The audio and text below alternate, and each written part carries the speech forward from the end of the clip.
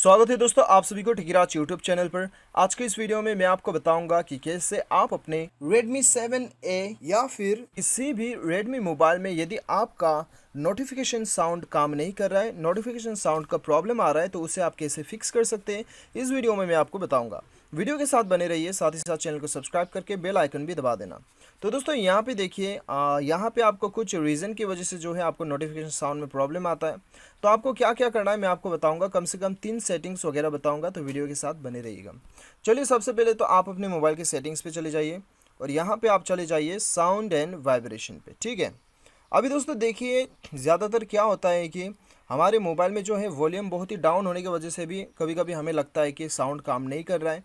तो आपका ये रिंगिंग वॉल्यूम को भी आप एक बार चेक कर लीजिएगा, ठीक है। तो यहाँ पे रिंगिंग वॉल्यूम आपका फुल होना चाहिए, ठीक है। तो दोस्तों यहाँ पे उसके बाद में आप जैसे कि हो गया रिंगिंग वॉल्यूम, और दूसरा हो गया दोस्तों यहाँ पे साउंड जो हो गया आपका डिफ़ॉल्ट नोटिफिकेशन साउंड हो गया यहाँ पे, ये तो आपका अलग हो गया। चलिए हम यहाँ पे देख लेते हैं। यहाँ पे दोस्तों आपका डायल पैड टोन हो गया, इसे आपको ऑन रखना है।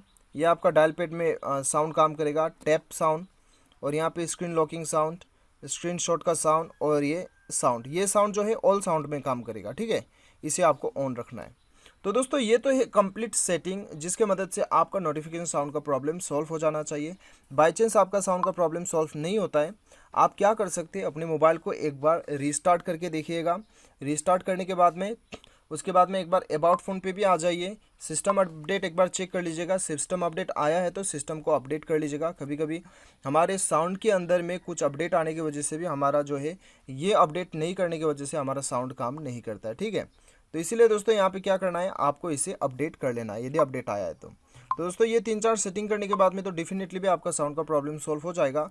और दोस्तों यहाँ पे फिर भी आपका साउंड का प्रॉब्लम ख़त्म नहीं होता है, तब तो दोस्तों आपका मदरबोर्ड का जो स्पीकर होता है वो ख़राब होने की वजह से भी आपको प्रॉब्लम आ सकता है। वो केस में तो आपको जाके रिपेयर करना ही होगा। उम्मीद करता हूँ वीडियो पसंद आया होगा। Thanks for watching.